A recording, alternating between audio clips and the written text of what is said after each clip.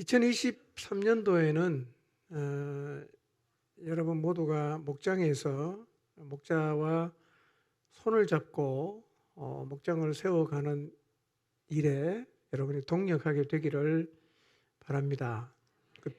비결은 학벌이 아니고 뭐 다른 거 다 안 해도 괜찮습니다. 매일 기도하고 매일 성경만 한번 열심히 읽어보십시오. 1년만 그렇게 해보십시오. 여러분 정말 영혼을 위해 살 수 있는 자리에 그냥 가 있는 여러분을 분명히 발견하게 됩니다.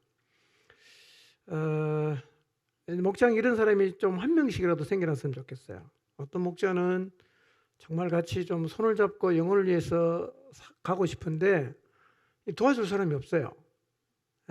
제일 안 되는 게 뭐냐면 주님과의 관계가 안 되는 거예요.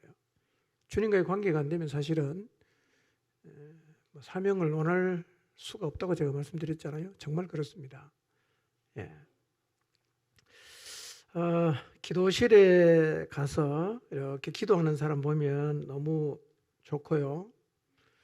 가끔씩은 쟤는 여기 있을 애가 아닌데 여기 와 있는 사람이 있어요. 가끔씩.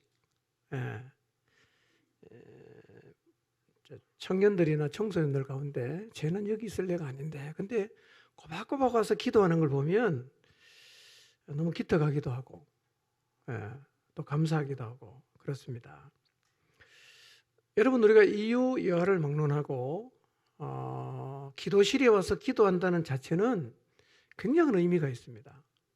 아무나 기도실에 와서 기도하겠어요? 한 인간이 기도실에 가서 하나님 앞에 기도한다는 자체는 굉장히 의미가 있는 겁니다.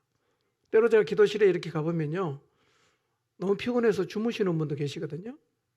근데 그분도 참 보면 사랑스러워요. 여러분 생각해 보세요. 피곤하면 집에 가서 자면 되잖아. 집에 가서 쉬면 되잖아요. 근데 굳이 피곤한데도 와서 기도하겠다고 피곤한 몸을 이끌고 와서 거기 앉아있다는 자체가 귀하죠. 늘 주무시면 안 되겠지만 늘 너무 피곤해서 주무시는 그 모습 보면 하나님이 더 이렇게 사랑하시고 한 두 마디 기도하고 주무셔도 그 기도는 하나님 꼭 들어주실 거예요. 하여튼 2023년에는 이 영역에서 우리 모두가 좀 크게 진보를 이루어낼 수 있기를 바랍니다. 오늘 저는 주님을 따르는 자세가 얼마나 중요한지에 대해서 좀 말씀을 드렸습니다. 중도에 이탈을 하거나 멈추거나 또 믿음의 길을 벗어나는 이유는 근본적으로는 자세가 문제가 있어서 그렇습니다. 그런데 오늘날 이렇게 보면 우리 교회뿐만 아니라 다 포함해서 이렇게 보면 사명의 길을 출발하긴 했는데 끝까지 못 가는 사람이 너무 많고 아예 코스를 벗어나서 엉뚱한 곳에 가서 이렇게 허송하는 사람도 제가 볼 때는 너무 많아요. 왜 주님을 따라 나섰다가 엉뚱한 곳에 가서 그렇게 다니느냐 하면 그 자세 문제거든요. 자세. 주님을 따라가는 자세가 굉장히 중요합니다. 그 사도 바울의 고백을 통해서 우리의 신앙 자세를 돌아볼 수 있는데요. 디모데전서 4장 7절의 이 바울의 고백은 참 의미가 있는 중요한 고백인데요. 이 고백을 통해서 우리의 신앙 자세가 어떤가를 좀 돌아볼 수 있어요. 이 고백대로 내가 지금 살고 있다면 나는 자세가 제대로 됐다고 볼 수 있고요. 내 삶이 고백과는 좀 맞지 않게 산다. 그러면 자세가 잘못됐다고 보시면 돼요. 여러분은 신앙생활 하면서 선한 싸움을 싸우는 것을 당연하게 여기면서 주님을 따르시나요? 아니면 나는 싸우면서까지는 가고 싶지 않다는 생각을 갖고 계십니까? 전자라면 자세가 제대로 된 거고요. 후자라면 자세가 잘못되었다고 보시면 됩니다.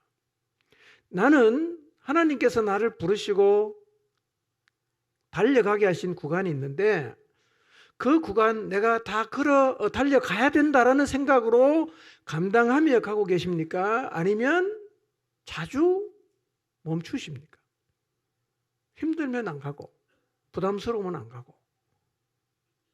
그게 여러분의 모습인가요? 아니면 죽더라도 나는 이 길은 가야 된다 라고 여러분이 달려갈 길을 달려가고 계시나요?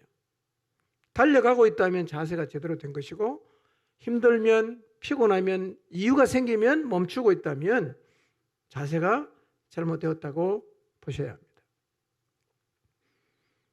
나는 믿음을 잘 지키고 있는가? 아니면 믿음을 쉽게 버리는가? 잘 지키고 있다면 자세가 제대로 된 것이고, 가다가 힘들면 부담스러우면 자꾸 믿음을 우리가 버린다면 우리가 주님을 따라가는 자세에 문제가 있다고 보셔야 합니다. 또 다른 측면에서 우리의 자세를 돌아볼 수가 있습니다. 나는 나의 일을 구하는 사람인가?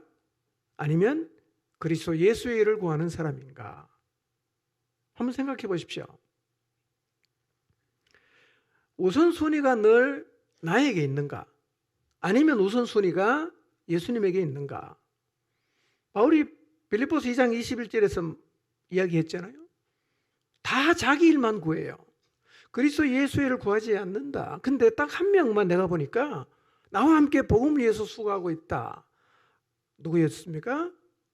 디모데였습니다.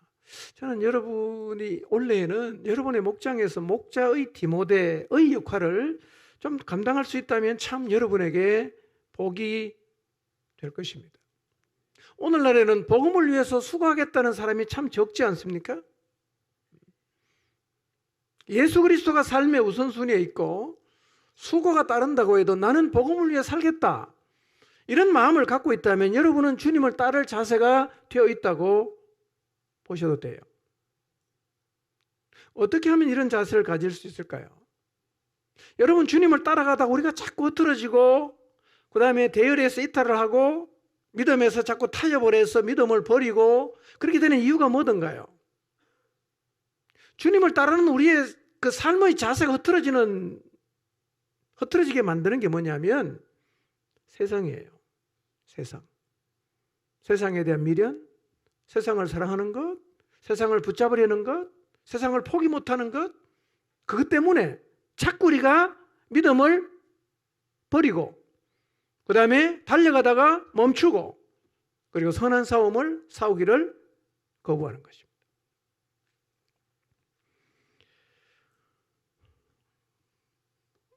우리가 이 땅에 육체를 갖고 살면서요, 가장 극복이 힘든 게 뭐냐면 물론 자신일 수도 있겠지만 세상이에요. 세상.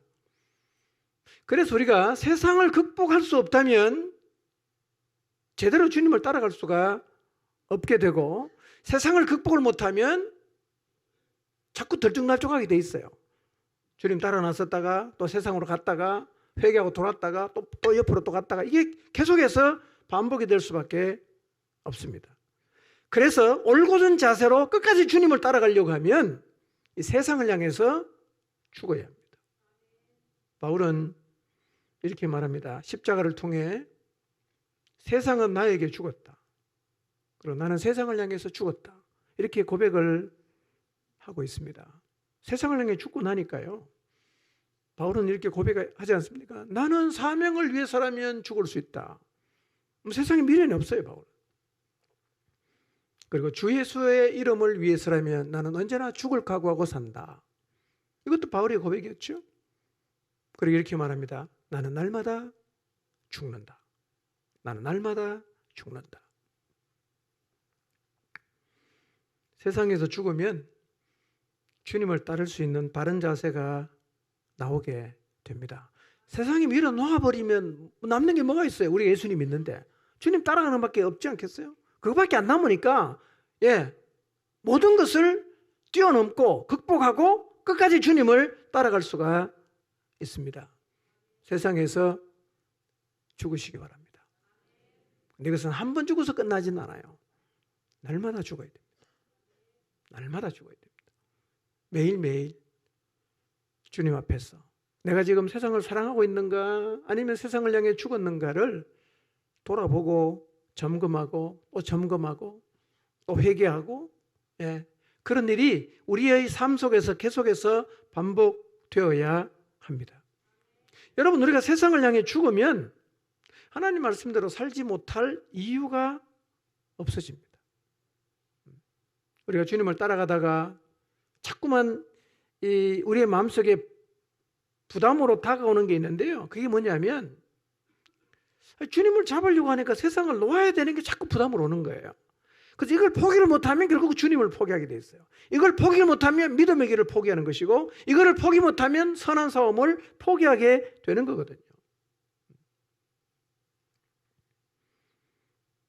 세상을 못 놓으니까 하나님 말씀대로 사는 게 자꾸 우리 마음속에 부담으로 다가오는 겁니다. 세상을 향해서 못 죽으니까 땅에 떨어지긴 했는데 죽지 않아. 그러니까 늘 하늘 그대로 있게 되는 것입니다. 세상을 향해 죽으면요, 우리의 삶 가운데 놀라운 일이 일어나게 될 것입니다. 다니엘처럼 한번 살아봅시다. 다니엘의 새 친구처럼 한번 우리가 살아봅시다. 에스더처럼 죽기를 각오하고 한번 주님을 따라봅시다.